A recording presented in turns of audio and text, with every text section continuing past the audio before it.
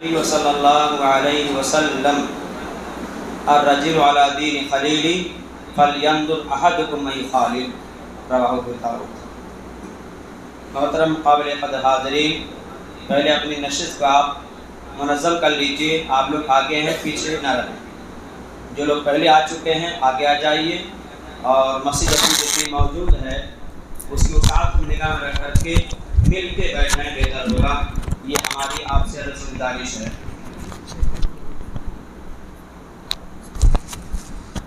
میرا پہلے سیٹ کر لیا کرو جی۔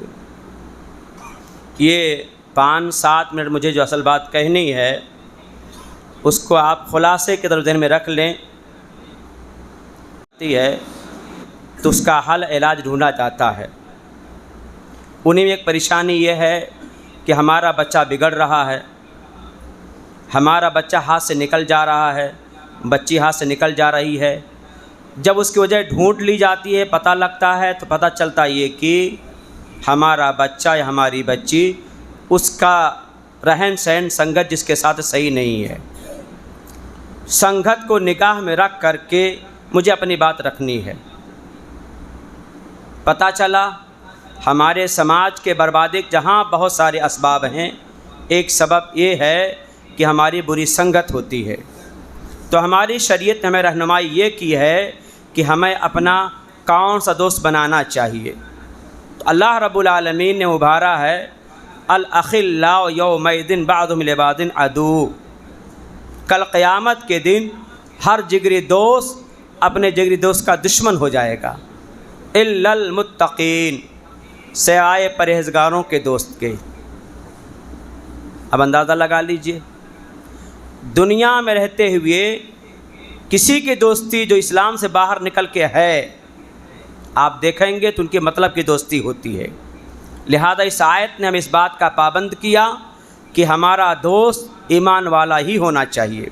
اس کو اگر میں پھیلا کے بات کروں تو سورہ آل عمران میں جائیے، وہاں اللہ رب العالمین میں آیت نمبر 51 میں فرمایا ہے کہ ایمان والو تمہارا دوست یہود و نصارہ نہیں ہو سکتے ہیں، اگر ہوں گے تو تم انہی میں سے ہوگے۔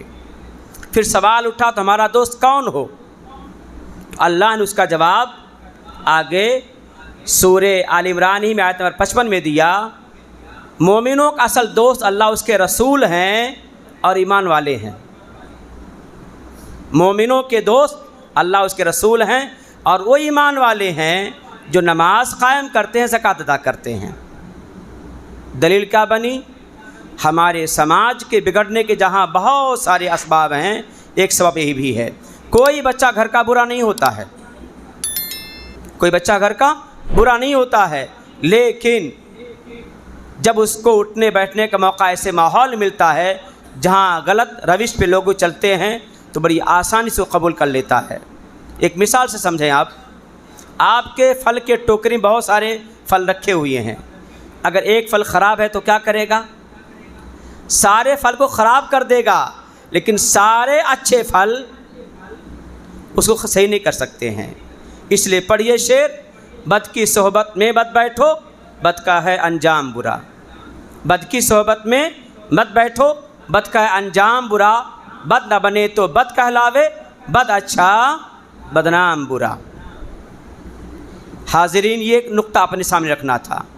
دوسری بات یہ ہے، جو ماں باپ فکر مند ہیں کہ ہمارے بچے کے اندر اسلامی تہذیب آ جائے، کتاب و سنت کا وفادار بن جائے، اللہ کے نگاہ میں محترم بندہ بن جائے، ان کی سوچ ہے، لیکن یہ سوچ ہماری نہیں ہو پاتی ہے کہ ابھی شادیوں کا سلسلہ انشاءاللہ چلے گا، فروری تک چلے گا، شادیاں خوب ہو رہی ہیں، ایمان والے ہم سب کے سب ہیں، لیکن کبھی یہ نہیں غور کیا گیا کہ اللہ کے نبی صلی اللہ علیہ وسلم نے انسانی مزاج کو رکھ کر کے فرمایا عام طور سے عورت شادی 4 وجہوں سے کی جاتی ہے، لمالیہا، اس کے مال کو دیکھ کر کے، ولحسبیہا، اس کے حسب نسب کو، ولجمالیہا، اس کے خوبصورتی کو، ولدینہا، اس کے دین کو، فاظفر بذات الدین۔ تو ان تمام واقعات کو نگاہ میں رکھ کر کے دیندار کو ترجیح دے۔ تو نقطہ آ کے یہاں بیٹھا کہ ہماری شادی بیوہ میں اس بات کا خاص خیال ہونا چاہیے، لیکن چاہے درد ساتھ کہیے یا چیخ چلا کے کہہ لیجئے یا رو دھو کے کہہ لیجئے، ہم یہیں پہ آ کر کے اندھے ہو جاتے ہیں، نہ ہمارے اندر اسلامی ثقافت کا ماحول مل پاتا ہے، نہ ایسے بچے مل پاتے ہیں۔ اس لیے ان ساری کمیوں کو نگاہ کے رکھنے کا بھی کہنا چاہیں گے۔ نبی نے فرمایا الرجل علی دین خلیلی، آدمی اپنے دوست کے دین پر ہوتا ہے، لہذا اس کو چیک کر کے دیکھ لینا ہے میرا کون دوست ہے۔ آگے لا تصاحب الا مؤمنا، مومن ہی تیرا دوست ہونا چاہیے۔ ولا یاکل طعامک الا تقی، تیرا کھانا پرہیزگار ہی کھائے۔ آپ صدقہ خیرات چاہے واجبی انداز میں دیں یا نفلی انداز میں دیں، اس کا بھی خاص خیال کریں کہ وہ آدمی کیسا ہے۔ تو حاضرین، ان ساری چیزوں کو جمع کر کے ہم اتنا کہنا چاہیں گے کہ اللہ رب العالمین نے سورہ فرقان نے سورہ 17، 27، 28، 29 میں ایک واقعہ نقل کیا اس آیت کے تحت میں۔ اس کو علامہ قرطبی نقل فرمایا ہے، علامہ بغوی نقل فرمایا ہے، لیکن ابھی یہاں آ کر کے ابن کثیر دیکھ رہا تھا واقعہ وہاں نقل نہیں کیا گیا ہے، لگتے روایت متکلم فی ہے، اس ناطے اس کو نگاہ میں رکھ کر میں اپنی بات رکھ رہا ہوں۔ عقبہ بن معیط بھی اسلام دشمن آدمی رہا ہے، ابی بن خلف بھی رہا ہے، لیکن عقبہ بن معیط جو کہ سردار تھا، جب سفر سے واپس آتا تھا تو لوگوں کو کھانا کھلاتا تھا، جو سماج کے بااثر لوگ ہوتے تھے، انہی کھانے میں اللہ کے نبی مدعو کیے گئے۔ اللہ کے نبی کو جب مدعو کیا گیا، آپ نے کہا میں نہیں کھا سکتا یہاں تک کہ تو دین اسلام کو قبول کر لے۔ یہی بات میرے دل میں کھٹک بھی رہی ہے کہ ایسا ماحول نبی کا کبھی نہیں رہا، لیکن پھر بھی عقبہ بن معیط نے اس موقع پر کیا کیا؟ کلمہ توحید پڑھ لیا، اسلام میں داخل ہو گیا۔ داخل ہونے کے بعد اس کی اطلاع ابی بن خلف کو جب معلوم ہوئی تو اس نے کہا تیرا چہرہ مجھ کو دیکھنا، میرا چہرہ تجھ کو دیکھنا اس وقت حرام رہے گا جب تک تو جا کر اسلام کا انکار کر کے نبی کے چہرے پر تھوک نہیں دے گا۔ ٹھیک ہے؟ کیا کرتا؟ چاروں ناچار یہ کام کر گزرا۔ ایک ضعیف روایت نگاہ میں آئی کہ جس جگہ اس کا تھوک پڑا تھا وہ جگہ کالی ہو گئی، کیونکہ نبی پر تو پڑا نہیں، واپس آ گیا تھا۔ لیکن اب اس واقعے کو لے کر کے عام کر لیجئے کہ کل قیامت کے دن ہمارا ایسا بھائی، ایسی بہن جو بری سنگت میں رہ کر کے برباد ہو چکا ہوگا، تو کل اپنے ہاتھ کو چبا رہا ہوگا اور افسوس کر رہا ہوگا، اے کاش ہم نے نبی کا راستہ اختیار کیا ہوتا، اور اے کاش اپنے ایسے دوست پر دوست نہ بنایا ہوتا جس کی سزا ہم کو بھگتنی پڑ رہی ہے۔ اس ناطے میں مختصر وقت میں اپنی بات کیا رکھ رہا ہوں کہ ہمیں شادی بیواہ میں دین پسند بھائی بہن منتخب ہونے چاہیے، اور شادی میں آپ جتنی بربادیاں کر رہے ہو یہ بھی ہم پر اللہ کی مار ہے کہ ایسی اولاد وجود میں کیسے آ سکتی ہے۔ اس ناطے ہمارے درس کا خلاصہ کیا بنا؟ اچھے سنگت کو اختیار کیا جائے اور گھر والے نگاہ اپنی ٹائٹ رکھیں، ہمارا بچہ عشاء کے بعد کب واپس آتا کب واپس نہیں آتا ہے۔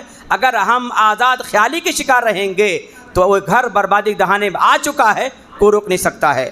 میں اللہ سے دعا کرتا ہوں میں نے جو مختصر باتیں کہیں اگر حق ہے، صحیح ہے تو اللہ عمل کی توفیق دے، اور کہیں جگہ ہماری کمی کوتاہی رہی تو میری طرف سے اور شیطان سے اللہ مجھے محفوظ رکھے، آمین۔ السلام علیکم ورحمۃ اللہ وبرکاتہ۔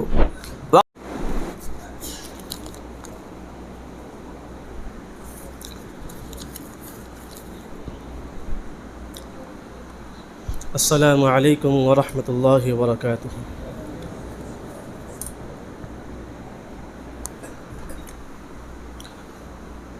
الحمد للہ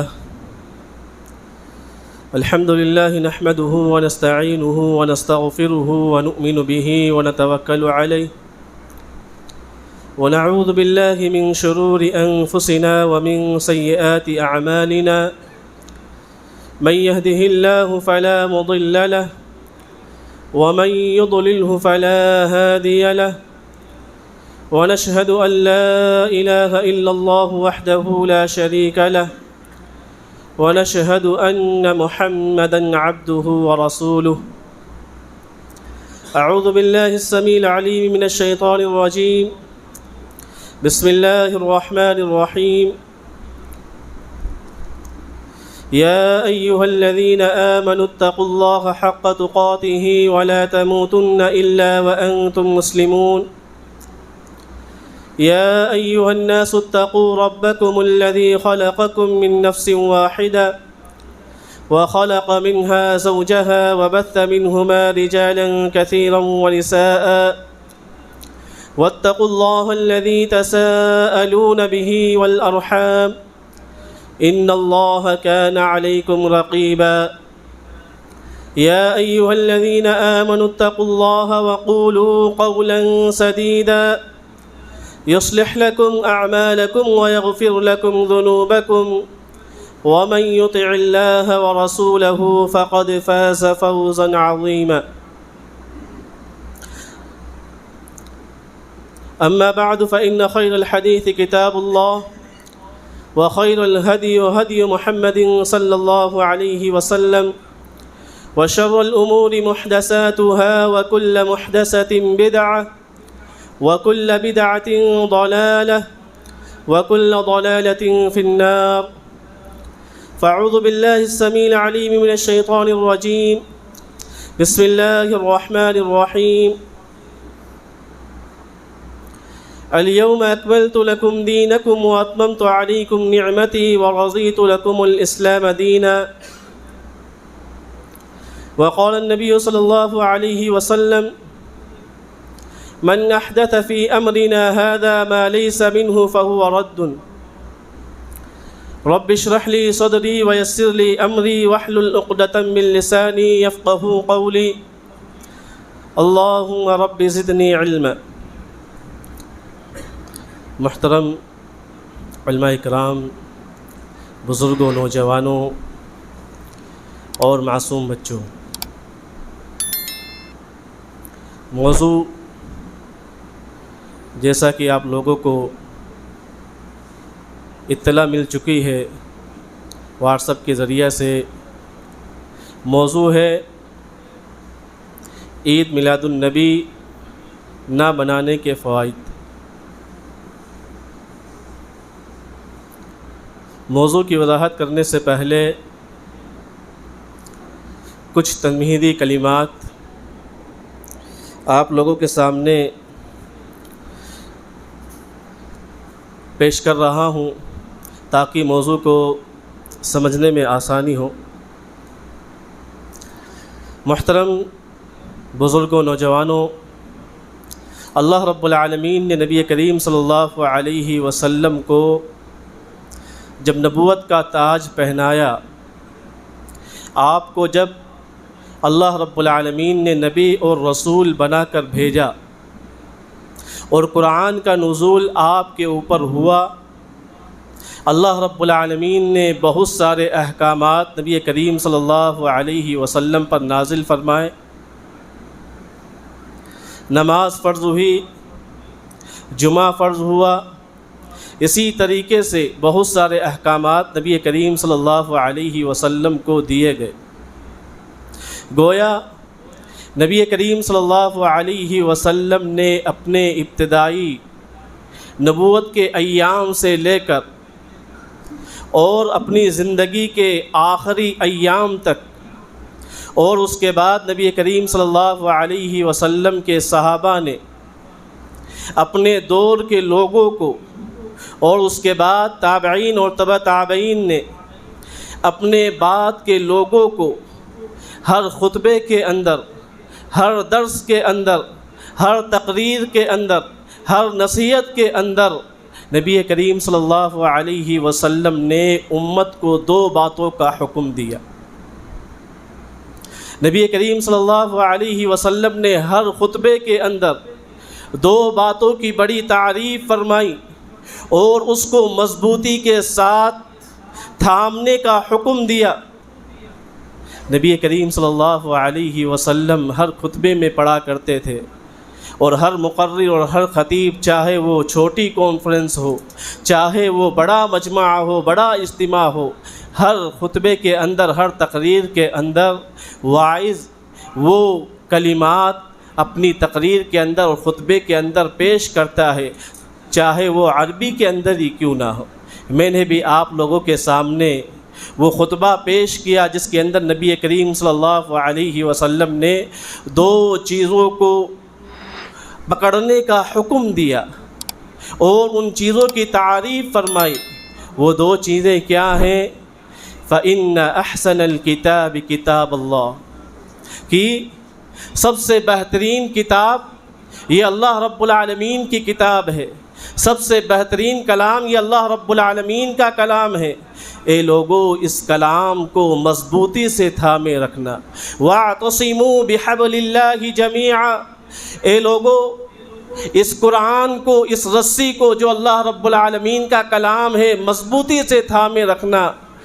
اگر تم اس کو مضبوطی سے تھامے رکھو گے کبھی گمراہ نہیں ہوگے۔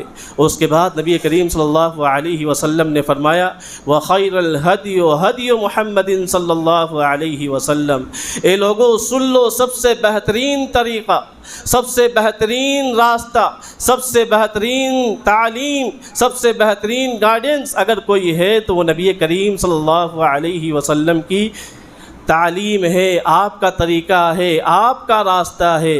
اس راستے کو بھی مضبوطی سے تھامے رکھنا۔ نبی کریم صلی اللہ علیہ وسلم اپنے ہر خطبے کے اندر، ہر درس کے اندر، ہر وعظ کے اندر نبی کریم صلی اللہ علیہ وسلم ان دونوں چیزوں کو مضبوطی سے تھامنے کا حکم دیتے، ان کی تعریف کرتے۔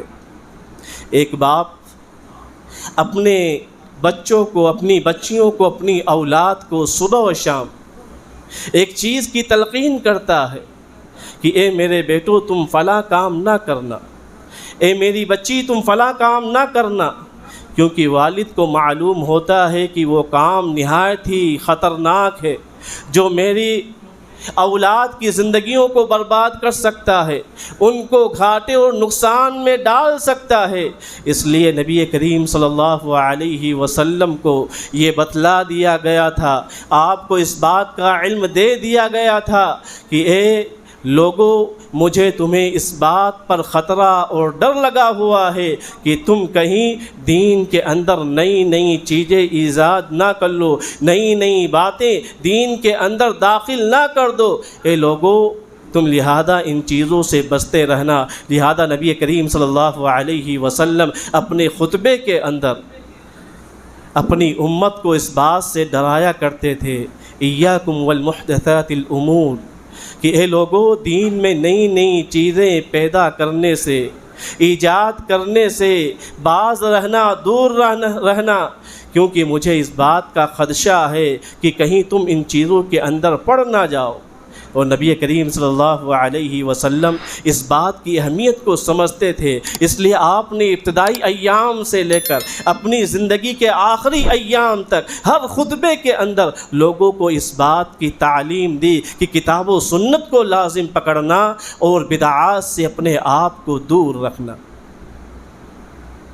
تو لہذا اس ابتدائی کلام سے ہمیں اور آپ کو یہ معلوم ہوا کہ نبی کریم صلی اللہ علیہ وسلم کو کس طرح فکر لائق تھی۔ آپ کتاب و سنت کو مضبوطی سے پکڑنے کا پیغام ہر خطبے کے اندر دیا کرتے تھے۔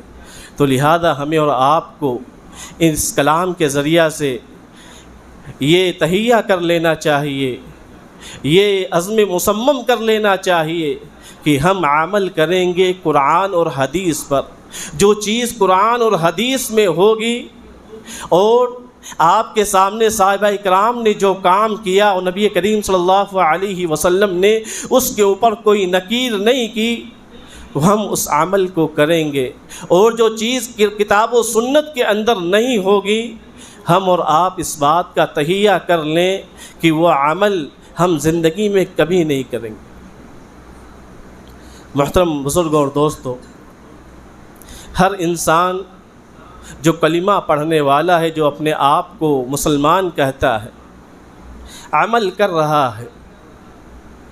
جس طریقے سے دنیا دار انسان جس کو دنیا کمانے کی ہوس ہوتی ہے، وہ مال کمانے کے لیے، مال کو جمع کرنے کے لیے بہت کوشش کرتا ہے، اور وہ اس بات سے بے پرواہ ہوتا ہے کہ اس کا طریقہ مال کمانے کا صحیح ہے یا غلط ہے۔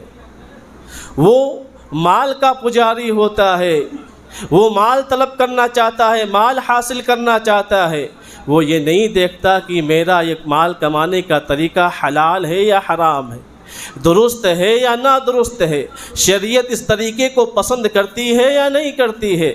اسی طریقے سے ایک کلمہ کو انسان عمل کر رہا ہے، جو اپنے آپ کو مسلمان کہتا ہے، عمل کر رہا ہے، لیکن وہ اس بات کی پرواہ نہیں کرتا کہ یہ عمل جو میں جس طریقے پہ کر رہا ہوں وہ طریقہ قرآن میں موجود ہے یا نہیں ہے، وہ عمل حدیث کے اندر موجود ہے یا نہیں ہے۔ وہ ثواب کمانے کی نیت سے عمل کر رہا ہے، لیکن یہ نہیں دیکھتا کہ شریعت اس بات کا مجھے حکم دیتی یا نہیں دیتی ہے، جس طریقے سے میں عبادت کر رہا ہوں، عمل کر رہا ہوں، وہ میرا طریقہ قرآن اور حدیث کے مطابق ہے کہ نہیں۔ تو جو بھی عمل کتاب و سنت کے موافق ہو، جو بھی عمل کتاب و سنت کے مطابق ہو، اس عمل کو ایک مسلمان کو کرنا چاہیے اور ضرور کرنا چاہیے، اور جس عمل کا تعلق کتاب و سنت سے نہ ہو اس سے ایک مسلمان کو کوسوں دور رہنا چاہیے، کوسوں دور رہنا چاہیے، ایسے عمل کے قریب نہیں جانا چاہیے۔ بہت سارے ایسے اعمال ہیں جو کتاب و سنت کے اندر ثابت ہیں۔ مجھ سے اگر کوئی پوچھے کہ عید الفطر کے اندر جانے کا طریقہ کیا ہے، عید الفطر منانے کا طریقہ کیا ہے، تو میں یہ کہوں کہ احادیث کے اندر نبی کریم صلی اللہ علیہ وسلم نے عید الفطر میں جانے کا مسنون طریقہ ذکر احادیث کے اندر ذکر فرمایا ہے، اور وہ مسنون طریقہ یہ ہے کہ عید الفطر کے دن غسل کیا جائے، اچھے سے اچھا لباس زیبتن کیا جائے، خوشبو لگائی جائے، ایک راستے سے جایا جائے، کچھ میٹھا کھا کر عید الفطر کے دن نکلا جائے، اور سب سے پہلے جا کر نماز عید الفطر ادا کی جائے جماعت کے ساتھ، اور پھر خطبہ سنا جائے، اور جب وہاں سے دعا کر کے واپس لوٹے تو دوسرے راستے سے لوٹے۔ یہ نبی کریم صلی اللہ علیہ وسلم نے بیان فرمایا ہے۔ یہ عید الفطر منانے کا طریقہ نبی کریم صلی اللہ علیہ وسلم نے اپنی احادیث کے اندر بیان فرمایا ہے، اور عید الاضحیٰ کا بھی وہی طریقہ ہے جو عید الفطر کا ہے۔ اس میں دو چیزیں مختلف ہیں۔ ایک چیز تو یہ کہ جب عید الفطر میں نبی کریم صلی اللہ علیہ وسلم جاتے تھے تو کچھ کھجوریں تاک کھا کے جایا کرتے تھے، اور عید الاضحیٰ میں جب نبی کریم صلی اللہ علیہ وسلم جاتے تھے تو بغیر کھائے پیے جاتے تھے، بھوکے پیٹ جاتے تھے، اور جب آتے تھے تو نبی کریم صلی اللہ علیہ وسلم جو قربانی میسر ہوتی تھی اس کا گوشت کھایا کرتے تھے۔ یہ مسنون طریقہ ہے۔ لیکن معاشرے کے اندر جو تیسری عید رائج ہے اس کا ثبوت نہ تو قرآن میں ہے نہ نبی کریم صلی اللہ علیہ وسلم کی احادیث میں ہے۔ اگر ان سے پوچھا جائے کہ آپ جو عید میلاد النبی مناتے ہیں، ان کی مسجد میں جا کر پوچھا جائے مجمع کے سامنے، تو امام صاحب جو سوال پوچھتا ہے اس کو ایک حجرے میں لے جاتے ہیں اور پیٹھ کے اوپر ہاتھ رکھتے ہیں اور کان میں کہتے ہیں کہ خاموشی کے ساتھ یہاں سے نکل جاؤ، ورنہ جو عوام مسجد میں بیٹھی ہے وہ آپ کی پٹائی کر دے گی، آپ کی دھلائی کر دے گی۔ یہ جواب ہمیں اور آپ کو ملتا ہے۔ اگر ہم ان سے سوال کریں کیونکہ وہ اس عید کو مناتے ہیں تو ہمیں اور آپ کو یہ جواب ملتا ہے کیونکہ ان کے پاس کتاب و سنت سے کوئی دلیل موجود نہیں ہے۔ اب میں اپنے اصل موضوع کی طرف آتا ہوں کہ عید میلاد النبی نہ منانے کے فوائد۔ تو سب سے پہلا فائدہ جو آپ نے تمہیدی کلمات سے اخذ کیا ہوگا وہ یہ ہے کہ عید میلاد النبی نہ بنانے والا اس کا ایمان اللہ رب العالمین کی کتاب پر ہے۔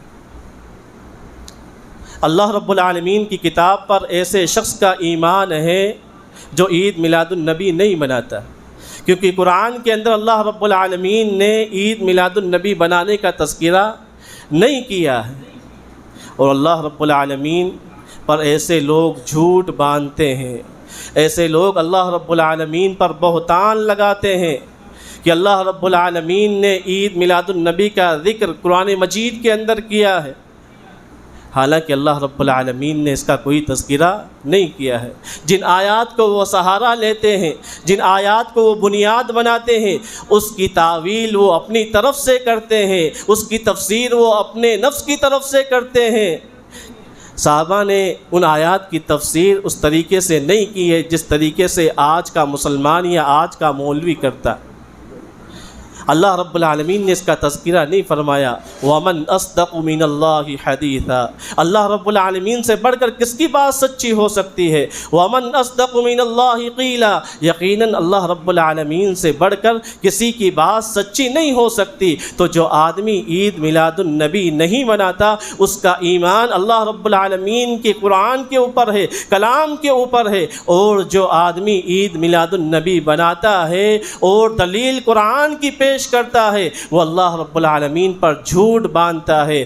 وَمَنْ أَظْلَمُ مِمَّنْ كَذَّبَ عَلَى اللَّهِ، کہ اللہ رب العالمین کے اوپر جو آدمی جھوٹ بولتا ہے وہ اس دنیا کا سب سے ظالم آدمی ہے، اس سے بڑا ظالم اس دنیا کے اندر اور کوئی نہیں ہے۔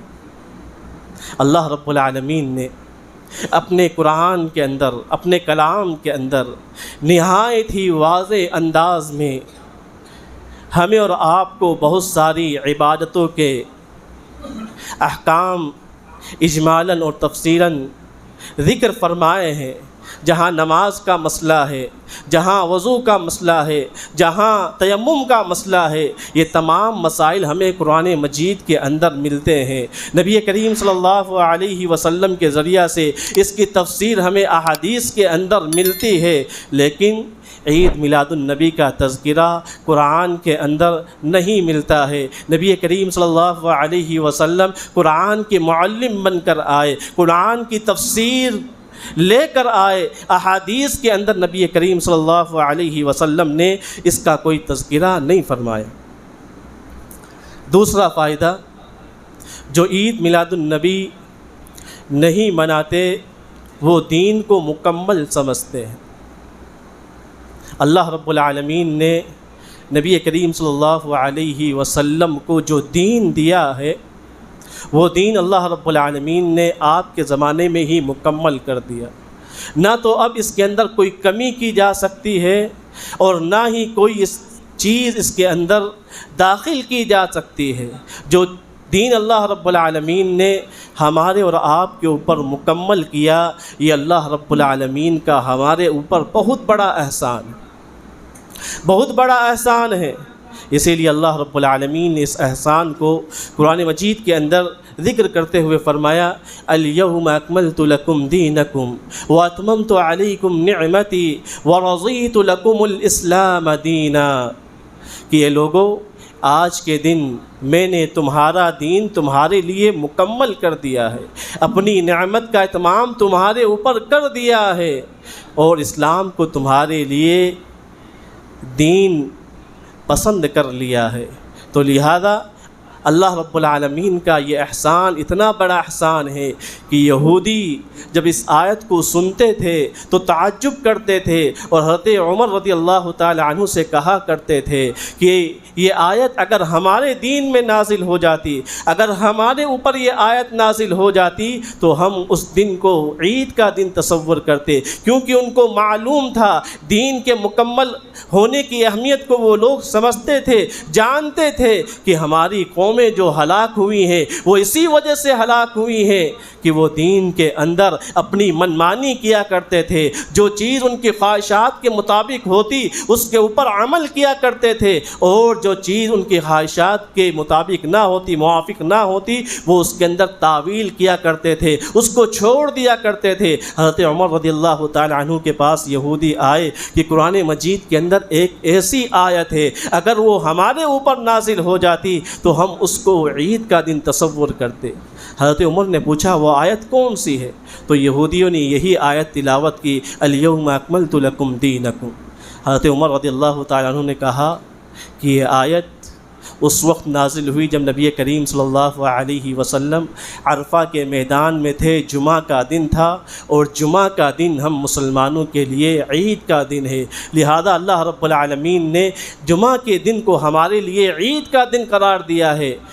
تو اس آیت سے ہمیں اور آپ کو، اور اس واقعے سے ہمیں اور آپ کو یہ اندازہ ہوا کہ دین کا اتمام، دین کا مکمل ہونا، اس کی اہمیت کو یہودی بھی سمجھتے تھے، لیکن آج کا مسلمان اس کی اہمیت کو نہیں سمجھ رہا ہے، اور اپنی طرف سے اس دین کے اندر نئی نئی چیزیں داخل کر رہا ہے، نئی نئی ایجادات اس دین میں کر رہا ہے، اور وہ اس دین کو مکمل نہیں سمجھ رہا ہے۔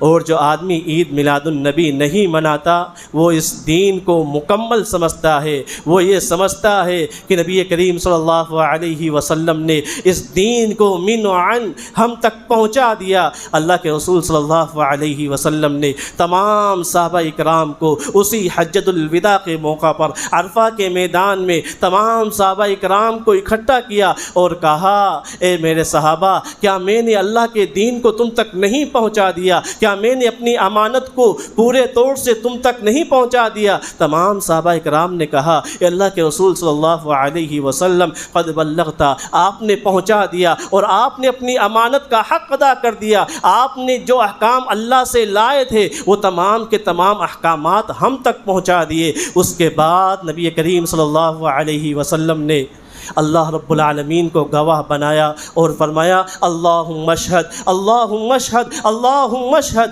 اے اللہ رب العالمین تو گواہ رہنا کہ میں نے تیرے بندوں تک تیرے پیغام کو پہنچا دیا ہے۔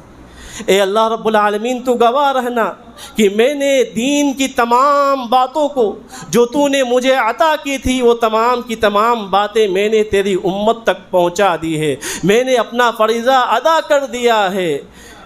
تو لہذا نبی کریم صلی اللہ علیہ وسلم نے اپنے اس فریضے کو ادا کر دیا اور دین کی باتوں کو مکمل طریقے سے ہم تک پہنچا دیا۔ اور جو لوگ اس دین کے اندر نئی نئی چیزیں ایجاد کرتے ہیں وہ اس دین کو ناکافی سمجھتے ہیں، اور وہ اللہ رب العالمین کو بھی، اللہ رب العالمین کے اوپر بھی الزام لگاتے ہیں کہ اللہ رب العالمین شریعت کا نازل کرنے والا ہے، اللہ رب العالمین نے شریعت نازل کر کے مکمل فرما دی، لیکن یہ کمبخت میلادی اللہ رب العالمین کہ اس دین کو مکمل نہیں مانتے اور کہتے ہیں کہ اللہ رب العالمین نے مکمل دین نازل نہیں فرمایا، اس لیے وہ دین کے اندر نئی نئی چیزیں ایجاد کر کے اپنے آپ کو شارع سمجھتے ہیں، اپنے آپ کو حلال و حرام کا اختیار دینے والا سمجھتے ہیں کہ مجھے حلال و حرام کا اختیار ہے، میں دین کے اندر جو چاہوں کروں، میں دین کے اندر کوئی کمی کروں،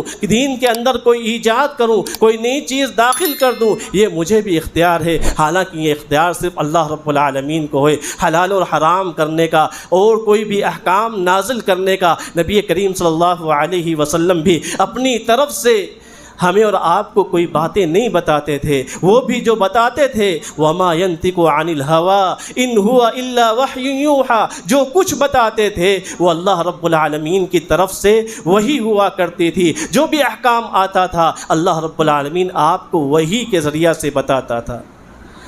تو کہنے کا مطلب یہ ہے کہ جو میلاد مناتا ہے وہ اس دین کو مکمل مانتا ہے، اور جو میلاد نہیں مناتا وہ اس دین کو مکمل مانتا ہے، اور جو مناتا ہے وہ اس دین کو مکمل نہیں مانتا ہے۔ تیسرا فائدہ یہ ہے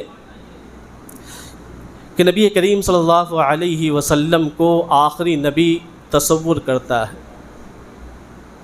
اللہ رب العالمین نے اس دنیا کے اندر بہت سارے رسول بھیجے اور نبی کریم صلی اللہ علیہ وسلم کو خاتم النبی بنایا۔ اللہ رب العالمین نے آپ کو آخری رسول بنا کر بھیجا، آپ کے بعد اس دنیا میں اب کوئی رسول اور کوئی نبی قیامت تک آنے والا نہیں ہے۔ تو نبی کریم صلی اللہ علیہ وسلم نے اپنی احادیث کے اندر اس عید کا کوئی تذکرہ نہیں فرمایا۔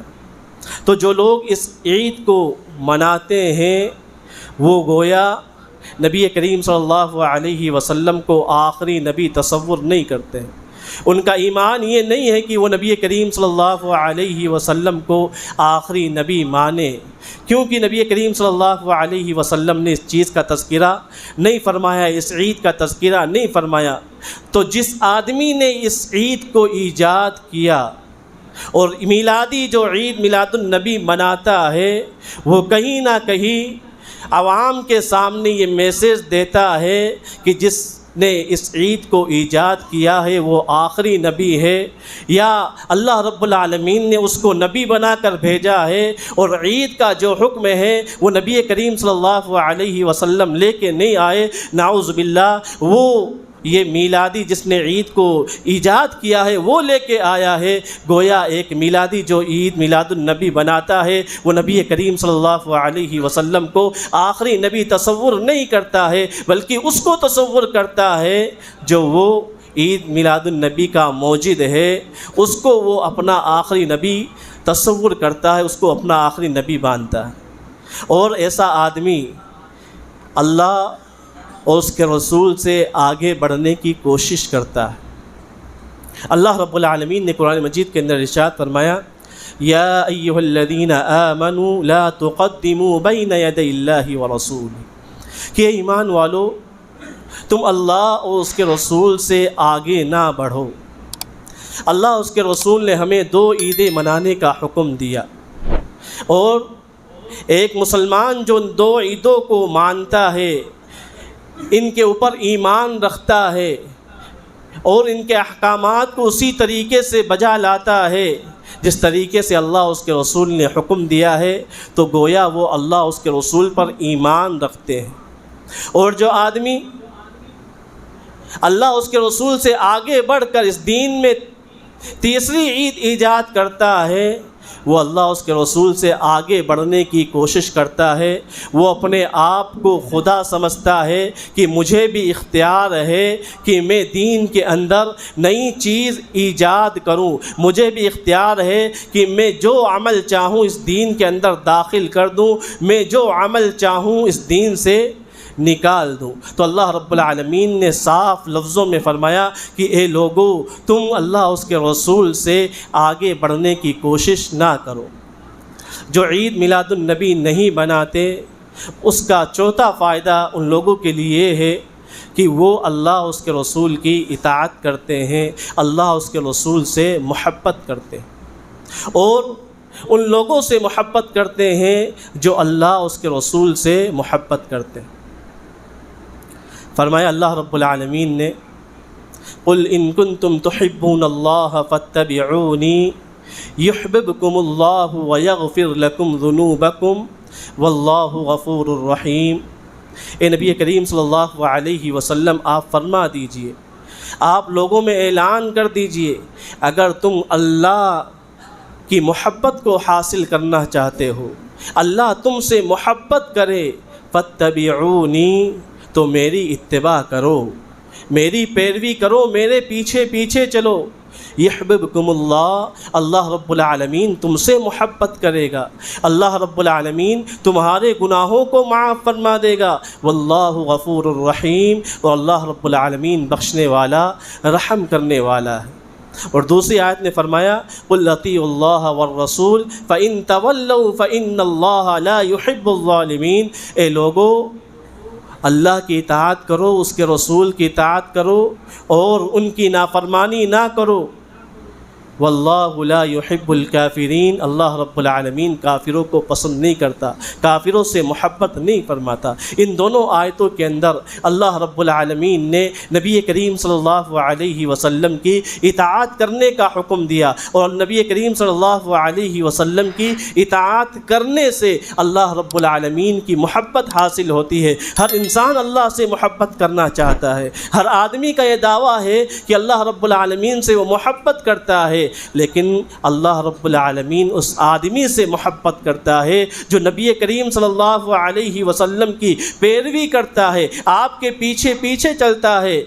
لقد كان لكم في رسول الله اسوة حسنة، ہر معاملے میں نبی کریم صلی اللہ علیہ وسلم کو اپنا اسوہ اور آئیڈیل سمجھتا ہے، ایسے آدمی سے اللہ رب العالمین محبت کرتا ہے۔ صحابہ کرام کی جماعت جن سے اللہ رب العالمین نے محبت کا اعلان کیا، رضی اللہ عنہم ورضوا عنہ، وہ نبی کریم صلی اللہ علیہ وسلم سے محبت کیا کرتے تھے، آپ کی سنتوں کے اوپر عمل کیا کرتے تھے، آپ کی اتباع کیا کرتے تھے، اور آپ کے نقش قدم پر چلا کرتے تھے، اور اسی کا پرچار وہ معاشرے کے اندر، لوگوں کے اندر کیا کرتے تھے۔ آپ کی سنتوں کا پرچار، آپ کے طریقے کا پرچار، آپ کے منہج کا پرچار وہ لوگوں کے درمیان کیا کرتے تھے۔ اسی لیے اللہ رب العالمین نے فرمایا رضی اللہ عنہم ورضوا عنہ، کہ اللہ ان سے راضی اور یہ اللہ رب العالمین سے راضی۔ اگر ہم بھی اللہ رب العالمین کی رضا چاہتے ہیں، اللہ رب العالمین ہم سے محبت کرے، تو نبی کریم صلی اللہ علیہ وسلم کی اتباع کرنی ہوگی، آپ کی سنتوں کی پیروی کرنی ہوگی، کیونکہ اللہ رب العالمین نے نبی کریم صلی اللہ علیہ وسلم کو ہمارے درمیان بھیجا ہے آپ کی اتباع کرنے کے لیے، آپ کو فالو کرنے کے لیے، اور جو آدمی آپ کو فالو کرتا ہے اللہ رب العالمین اس کو عزت عطا فرماتا ہے۔ صحابہ اکرام نے آپ کو فالو کیا، آپ کی اتباع کی، تو اللہ رب العالمین نے ان کی عزتوں کو برقرار رکھا۔ آج مسلمانوں نے نبی کریم صلی اللہ علیہ وسلم کی سنتوں کو چھوڑ دیا ہے اور اپنی من مانی اعمال کو اس دین کے اندر داخل کر کے بدعتوں کو ایجاد کر کے ذلت اور خواری کے دلدل میں پھنستے چلے جا رہے ہیں۔ آج مسلمانوں کو جہاں بھی دیکھو ذلت اور رسوائی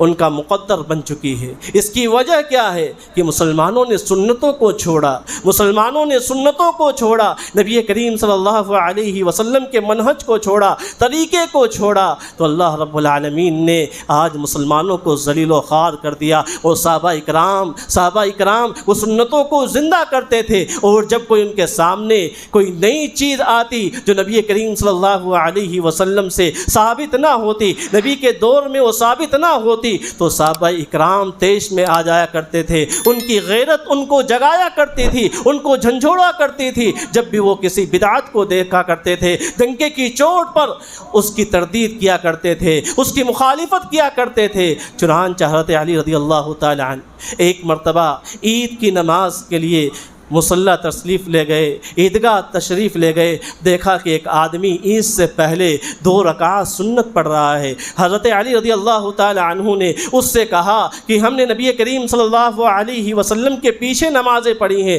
آپ کے ساتھ عیدین کی نمازیں پڑھی ہیں، آپ نے کبھی کوئی سنت عید سے پہلے نہیں پڑھی ہے، لہذا تم ایسا کیا کر رہے ہو؟ ابھی نبی کریم صلی اللہ علیہ وسلم کی وفات ہوئے کچھ ہی دن ہوئے ہیں اور تم دین کے اندر نئی نئی چیزیں ایجاد کر رہے ہو۔ اس آدمی نے کہا اے خلیفہ رسول، ہم اس چیز کے ذریعہ سے ثواب حاصل کرنا چاہتے ہیں، یہ کام کیسے غلط ہو سکتا ہے؟ سنت پڑھنے کا کام کیسے غلط ہو سکتا ہے؟ کہا آپ کا یہ عمل غلط تو نہیں ہے، سنت پڑھنا غلط تو نہیں ہے، لیکن یہ اس وجہ سے غلط ہے کہ میرے نبی نے ایسا کوئی بھی کام عید کے دن نہیں کیا ہے، لہذا یہ کسی امتی کے لیے جائز اور درست نہیں ہے کہ وہ عید کے دن عیدگاہ کے اندر سنتوں کو ادا کرے، سنتوں کو پڑھے۔ تو لہذا صحابہ اکرام جب کسی عمل کو دیکھتے تھے سنت کے خلاف ہوتا تھا تو صحابہ اکرام کو تیش آ جایا کرتا تھا، ان کی غیرت ایمانی جاگ جایا کرتی تھی، اور وہ اس بدعت سے، اس عمل سے جو سنت سے ثابت نہیں ہے، وہ ڈنکے کی چوٹ پر روک دیا کرتے تھے۔ لہذا ہمیں اور آپ کو بھی چاہیے کہ ہم بھی جب کوئی سنت کے خلاف کوئی عمل ہوتا ہوا دیکھیں تو ہماری بھی غیرت ایمانی اسی طریقے سے جاگنی چاہیے۔ اگر ہمیں اللہ اس کے رسول سے محبت ہے، اگر ہمیں اللہ کے رسول صلی اللہ علیہ وسلم کی سنتوں سے محبت ہے، آپ کے لائے ہوئے دین سے محبت ہے، شریعت سے محبت ہے، تو ہمارے اوپر بھی اتنی غیرت ہونی چاہیے کہ جب بھی کوئی بدعت دیکھیں اس سے روکیں۔ وقت چونکہ ہو گیا ہے، باتیں بہت زیادہ تھی، اللہ رب العالمین سے دعا ہے کہ اللہ رب العالمین ہمیں دین کی صحیح سمجھ عطا فرمائے، سنتوں پر عمل کرنے والا بنائے، بدعتوں سے بچانے والا بنائے، اور سنتوں کو معاشرے کے اندر، شہر کے اندر کریا گلی گلی عام کرنے کی توفیق نصیب فرمائے۔ آمین۔ اقول قولی ھذا استغفر اللہ لی ولکم سائر المسلمین۔ آمین۔ تقبل